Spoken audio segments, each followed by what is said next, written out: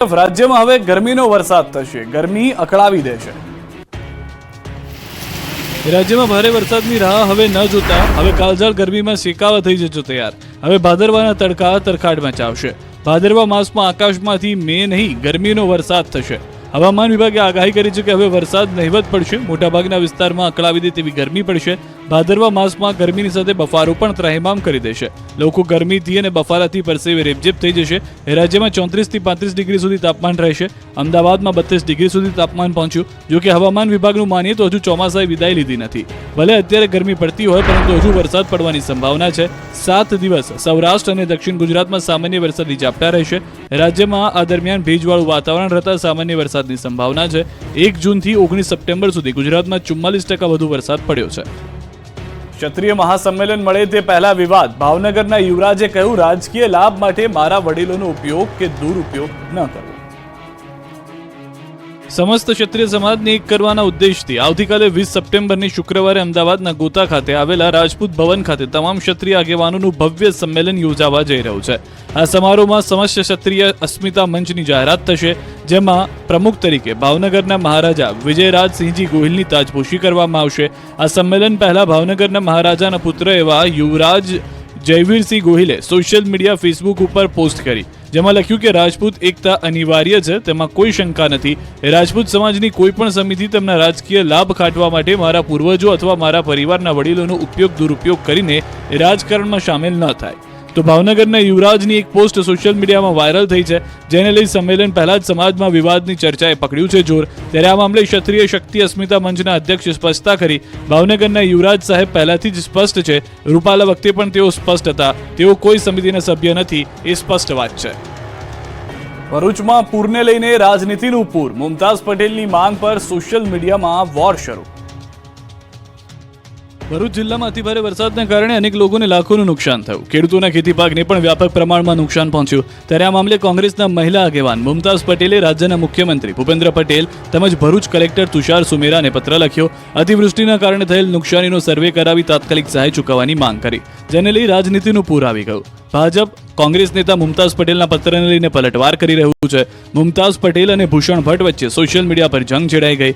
મુમતાઝ પટેલની માંગ પર ભાજપના પૂર્વ ધારાસભ્ય ભૂષણ ભટ્ટે ટ્વીટ કર્યું કે આનંદ થયો, પત્ર લખ્યો, સારી વાત છે, પણ દિલ્હીના ઘરે બેસી પત્ર લખ્યો તે દુઃખદ છે। તેમણે સવાલ કર્યો કે આફત આવી ત્યારે આપ ક્યાં હતા? પ્રવાસી નહીં પણ નિવાસી બનો તેવી અપીલ છે। શિનોર તાલુકા પંચાયતમાં ભાજપમાં જૂથવાદ સપાટી પર આવ્યો। વડોદરાની શિનોર તાલુકા પંચાયતમાં ભાજપમાં જૂથવાદ સપાટી પર આવ્યો છે। એમએલએ અક્ષય પટેલ અને જિલ્લા પ્રમુખ સતીશ પટેલ જૂથ આમને સામને આવી ગયા છે। તાલુકા પંચાયતના પ્રમુખ અર્ચના પટેલ સામે 8 સભ્યોએ અવિશ્વાસ પ્રસ્તાવ મૂક્યો। અક્ષય પટેલ જૂથના 4 સભ્ય, કોંગ્રેસના 3 અને 1 અપક્ષ સભ્યએ પ્રસ્તાવ મૂક્યો। જોકે નિયમ મુજબ અવિશ્વાસ પ્રસ્તાવ ન મળતા શિનોર ટીડીઓએ તેને ફગાવી દીધો। પ્રસ્તાવ સામે કોઈ કાર્યવાહી નહીં થાય ત્યારે બળવો કરનાર ભાજપના 4 સભ્યો સામે પક્ષ કાર્યવાહી કરશે તેવી માહિતી મળી રહી છે। હાલ શિનોર તાલુકા પંચાયતમાં ભાજપનું બોર્ડ છે। કુલ 16 સભ્યોમાંથી ભાજપ 11, કોંગ્રેસના 3 અને 1 અપક્ષના છે।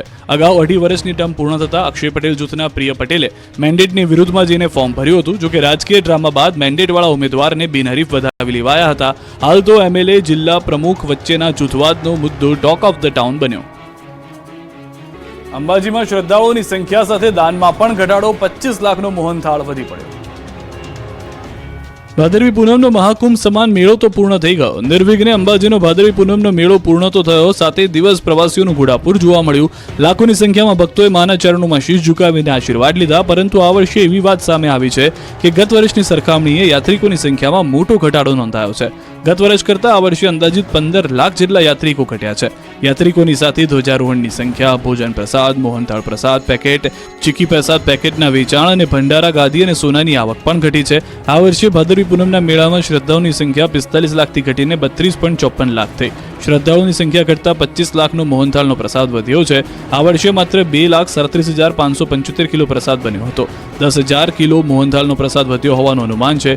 20 લાખથી વધુ ભક્તોએ મોહનથાળ ચીકીના પ્રસાદનો લાભ લીધો। મહામેળામાં અંદાજે ₹2.66 કરોડથી વધુની રોકડ અને 500 ગ્રામથી વધુ સોનાનું દાન મળ્યું છે। 7 દિવસમાં એસટી બસે કુલ 11,455 ટ્રીપ કરી, જેમાં 5.04 લાખથી વધુ માઈ ભક્તોએ મુસાફરી કરી, જ્યારે અંદાજે 61,000થી વધુ ભક્તોએ ઉડાન ખટોલાના માધ્યમથી ગબ્બરે જ્યોતના દર્શન પણ કર્યા। ભોજન પંડાલમાં 5.19 લાખથી વધુ યાત્રાળુઓએ વિનામૂલ્યે ભોજનનો લાભ લીધો। અંબાજીમાં 7 દિવસમાં રૂપિયા 34,59,000 લાખનું સોનું ભક્તોએ મા અંબાને ભેટ ધર્યું. ભાદરવી પૂનમના દિવસે યાત્રાધામ અંબાજીમાં અમદાવાદના માઈ ભક્તે રૂપિયા 18.62 લાખનું 2 કિલો 50 ગ્રામ સોનું મા અંબાને ભેટ કર્યું હતું. જો કે તેમણે નામ ગુપ્ત રાખ્યું. ભાદરવી પૂનમના મેળા દરમિયાન છેલ્લા 25 વર્ષથી અમદાવાદના એક માઈ ભક્ત પૂનમના અચૂક માતાજીના દર્શને આવે છે અને મા અંબાના દર્શન કરી માના શ્રીચરણમાં સુવર્ણની ભેટ ધરી રહ્યા છે. બુધવારે પૂનમે તેમણે 18,62,000ની કિંમતના 250 ગ્રામ સોનાની ભેટ કરી ધન્યતાની લાગણી વ્યક્ત કરી, જેમણે ગત વર્ષે 1/2 કિલો સોનું ભેટ કર્યું હતું. જોકે દાતાએ પોતાનું નામ ગુપ્ત રાખ્યું. તો અંબાજીમાં ભાદરવી પૂનમના મેળામાં અંતિમ દિવસે 234 ગ્રામ 970 મિલીગ્રામ સોનાની ભેટ મળી. રૂપિયા 15,97,300 રૂપિયાની કિંમતનું સોનું આવ્યું દાનમાં. આ મેળાના અંતિમ દિવસે 34,59,802 રૂપિયાની સોનાની ભેટ મળી. અંબાજીનો મેળો પૂર્ણ, સેવા કેમ્પના સંચાલકનું સન્માન. શક્તિપીઠ અંબાજીમાં ભાદરવી પૂનમનો મેળો નિર્વિઘ્ન સંપન્ન થયો. ભાદરવી પૂનમના મેળામાં કુલ 32.54 લાખ શ્રદ્ધાળુઓ મા અંબાના દર્શન કરવા આવ્યા. મેળાના અંતિમ દિવસે અંબાજીના માર્ગો ઉપર 245 જેટલા વિવિધ સેવા કેમ્પ કરનાર સંચાલકોને સન્માનિત કરાયા. તો સાથે સાથે અંબાજી મેળાની સુગંધ દેશભરમાં ફેલાવનાર પ્રિન્ટ અને ઇલેક્ટ્રોનિક મીડિયા કર્મીઓને પણ સન્માનપત્ર અપાયા. મેળામાં કુલ 5 લાખ લોકોએ એસટી બસમાં મુસાફરી કરી. રૂપિયા 2.66 કરોડ ભંડારાની આવક થઈ, જ્યારે મંદિરના શિખરે 3,134 ધજાઓ ચડાવાય તો 19.59 લાખ પ્રસાદના પેકેટનું વિતરણ કરાયું. અંબાજી મંદિર આવતીકાલે બપોરે 1 વાગ્યા પછી બંધ રહેશે. જો તમે આવતીકાલે અંબાજી મંદિર દર્શન કરવા જવાનો પ્લાન બનાવી રહ્યા છો તો ન બનાવતા, નહીં તો થશે ધક્કો. કેમ કે ભાદરવી પૂનમનો મેળો પૂર્ણ થયા બાદ આવતીકાલે બપોરે 1 વાગ્યા પછી અંબાજી મંદિર બંધ રહેશે. અંબાજી મંદિરમાં આવતીકાલે પ્રક્ષાલન વિધિ યોજાશે. ભાદરવી પૂનમ મહામેળો પૂર્ણ થયા પછી પ્રક્ષાલન વિધિ થશે. વર્ષમાં એક જ વાર પરંપરાગત રીતે પ્રક્ષાલન વિધિ યોજાય છે, જે કારણે આવતીકાલે અંબાજી મંદિર બપોરે 1 વાગ્યા પછી બંધ રહેશે. માતાજીની સાંજની આરતી રાત્રે 9 કલાકે થશે.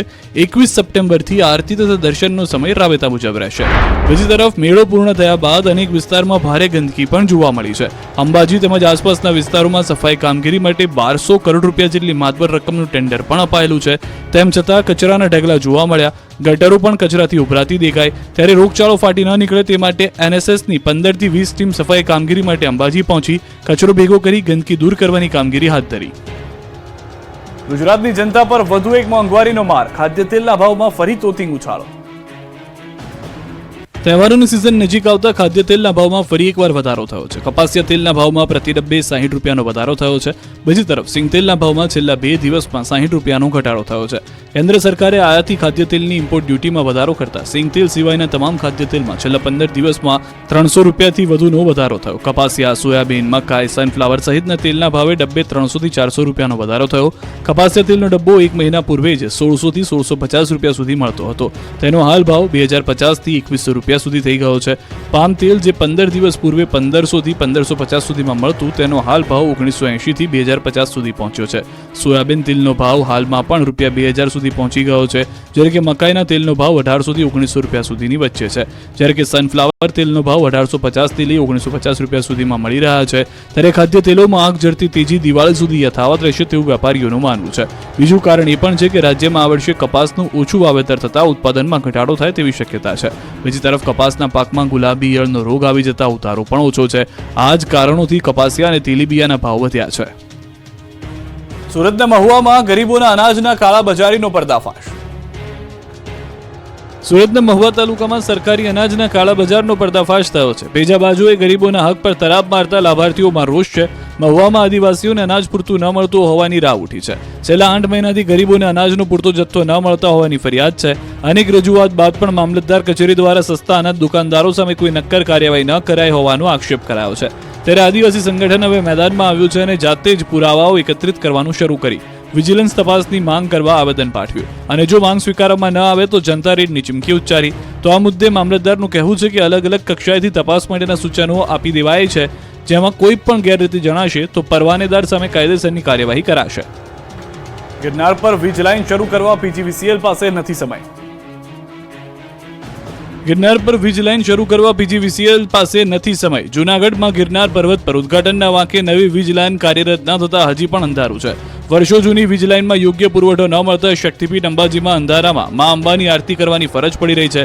8 કરોડના ખર્ચે અતિ દુર્ગમ એવી ગિરનાર પહાડી પર 11 કેવીની હેવી વીજ લાઇનનું કામ પૂર્ણ થઈ ગયું છે.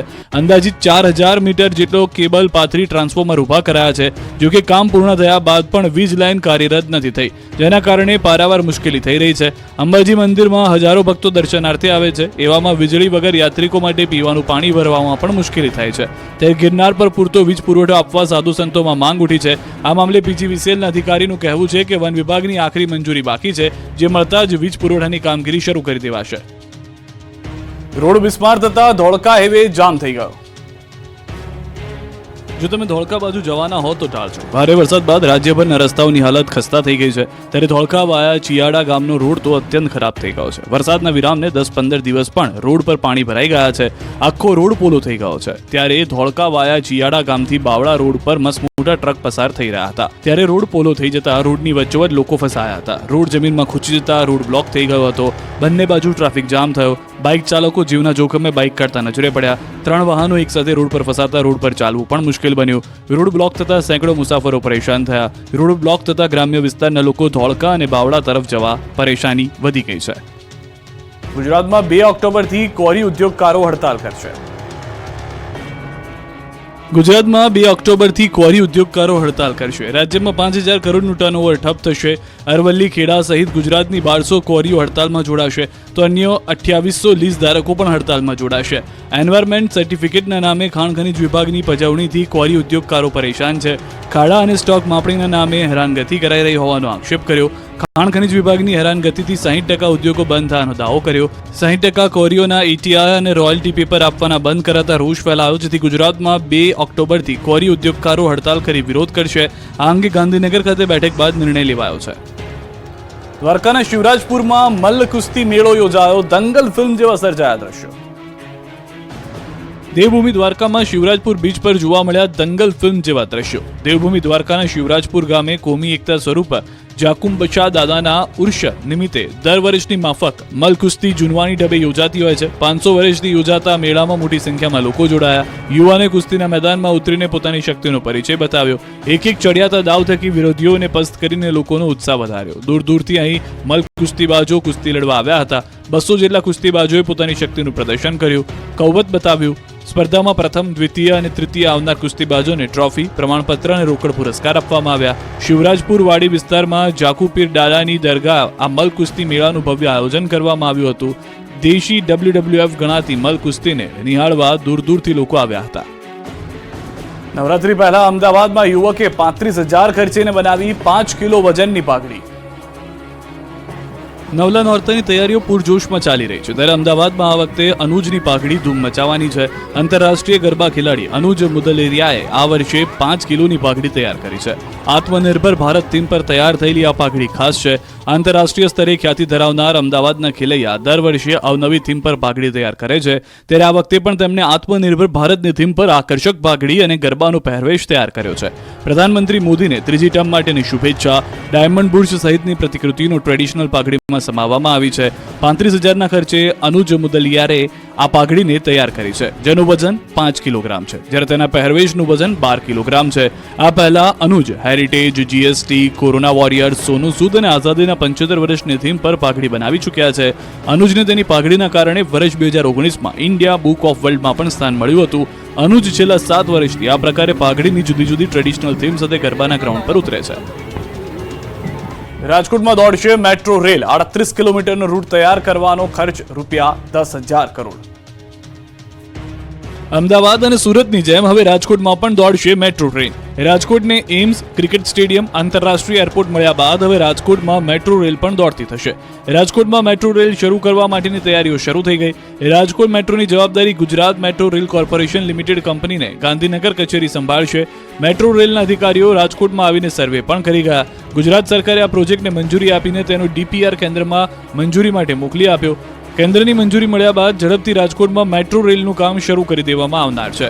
રાજકોટમાં મેટ્રો રેલ પ્રોજેક્ટ માટે આશરે 10,000 કરોડ રૂપિયાનો ખર્ચ થશે અને શહેરની આસપાસનો અંદાજિત 38 થી 40 કિલોમીટરનો વિસ્તાર આવરી લેવામાં આવશે. સંભવત Shapar Veraval, 150 feet ring road, Khanderi, AIIMS સહિતના રૂટ પર મેટ્રો રેલ લાઇન બિછાવવામાં આવી શકે છે. રાજકોટમાં મેટ્રો રેલ શરૂ થવાની દરરોજ આશરે 20 થી 25,000 લોકોને લાભ મળવાની શરૂઆત થશે. ભાવનગરમાં GSTના બોગસ બિલિંગ કૌભાંડના 3 આરોપીની ધરપકડ. ભાવનગરમાં જીએસટીના બોગસ બિલિંગ કૌભાંડના માસ્ટર માઇન્ડ 3ની પોલીસે ધરપકડ કરી. પાલીતાણા ટાઉન પોલીસ મથકમાં જીએસટીના બોગસ દસ્તાવેજ કેસમાં નાસ્તા ફરતા અબ્દુલ કાદર ઉર્ફે છોટા શકીલ સૈયદને કુંભારવાડા સર્કલથી, આરોપી જાફર અહમદ આરબને હલુરિયા ચોક નજીકથી અને અસફાક ઉર્ફે બાડો સિપાઈને પીરછલ્લા શેરીમાંથી ઝડપી લઈ કાર્યવાહી હાથ ધરી. 1000 કરોડ કરતાં વધારે રકમના બોગસ બિલિંગ કૌભાંડમાં આરોપીઓના નામ તપાસ દરમિયાન ખુલ્યા હતા. 1 વર્ષ જેટલા સમયથી આરોપીઓ ધરપકડના ભયથી ભાગતા ફરતા હતા. પેરોલ ફરોલની ટીમે ત્રણેય આરોપીઓને ઝડપી વધુ તપાસ હાથ ધરી છે. સુરતમાં લોકોને ખોટા સોનાના સિક્કા પધરાવતી ગેંગ ઝડપાઈ છે. લોકોના ઘરે ઘરે જઈને ઘી વેચવાના બહાને પોતાની પાસે રહેલા સોનાના સાચા સિક્કા સસ્તા ભાવે આપવાનું કહીને લોકોને ખોટા સિક્કા પધરાવતી ગેંગ ઝડપાઈ છે. સુરતના લોકો સાથે લાખો રૂપિયાની છેતરપિંડી કરનાર ગેંગની 3 મહિલા સહિત કુલ 4 લોકોની સુરતની ઈચ્છાપુર પોલીસ દ્વારા ધરપકડ કરવામાં આવી અને 2 ગુનાનો ભેદ ઉકેલવામાં આવ્યો. આ ગેંગ પાસેથી એક રિક્ષા અને 1 લાખ રૂપિયા રોકડનો મુદ્દામાલ જપ્ત કરવામાં આવ્યો. તપાસમાં ખુલાસો થયો છે કે બપોરના સમયે 2:30 થી 3 વાગ્યા આસપાસ 3 મહિલાઓ ઘી વેચવાના બહાને જતી સોનાના જૂના જમાનાના સિક્કા સસ્તા ભાવે આપે છે તેવું કહીને લોકોને લાલચ આપતા સોનાના 550 ગ્રામના સિક્કાના નામે 14,50,000 પડાવી લીધા. સાથે સાથે અન્ય વ્યક્તિને પણ 3 લાખ રૂપિયાના ખોટા સિક્કા આપીને તેમની સાથે પણ છેતરપિંડી કરવામાં આવી હતી.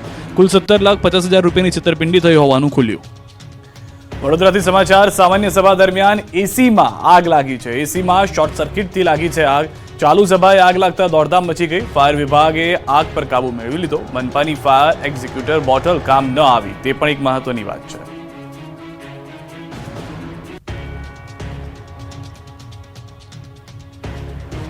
રાજકોટ જિલ્લામાં ફરી સિંહના આટાફેરા. રૂપાવટી ગામના વાડી વિસ્તારમાં ચડી આવ્યા સિંહ. રૂપાવટી, બાવા પીપળિયા, આરટીબીટી સહિતના વિસ્તારની અંદર પીપળવાવ સહિતના વિસ્તારમાં પણ સિંહોના આટાફેરા જોવા મળ્યા છે. 3 સિંહે વાડી વિસ્તારમાં ધામા નાખ્યા. અહીંથી જૂનાગઢનો જંગલ વિસ્તાર નજીક થતો હોવાથી સિંહની રહે છે અવરજવર.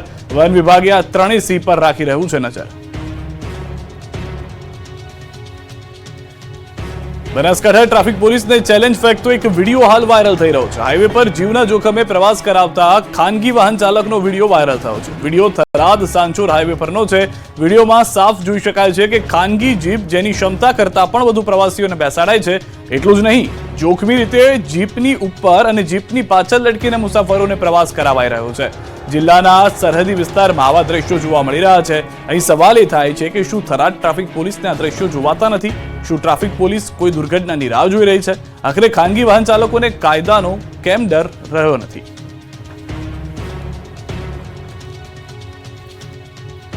વડોદરા મનપા અડધડ વહીવટથી રિક્ષાઓ ધૂળ ખાઈ રહી છે. સત્તાધીશોના વધુ એક અંધડ વહીવટથી લાખો રૂપિયાના ખર્ચે વસાવેલી ઈ રિક્ષાઓ ભંગાર બની ગઈ છે. પહેલા બોર્ડ જોઈ, હવે ઈ રિક્ષાઓ. ડોર ટુ ડોર કચરાના કલેક્શન માટે ઉપયોગમાં લેવાતી ઈ રિક્ષાની દરકાર ન લેવાય. 5 વર્ષ અગાઉ વુડા દ્વારા ભાયલી ગ્રામ પંચાયતમાં ઈ રિક્ષા ફાળવવામાં આવી હતી. તંત્રના 2 વિભાગો વચ્ચે સંકલનના ભાવે પ્રજાના પૈસાનો વેડફાટ કરાયો. આવારા તત્વોએ ઈ રિક્ષાનું ભંગાર વેચી નાખ્યું તો ચાર્જિંગ પોઈન્ટના વાયરો અને કેટલાક બોર્ડ પણ ચોરાઈ ગયા. અધિકારીઓની લાપરવાહીના કારણે ઈ રિક્ષા ધૂળ ખાતી હોવાના કોંગ્રેસ નેતા ચંદ્રકાંત શ્રીવાસ્તવે આરોપ લગાવ્યા.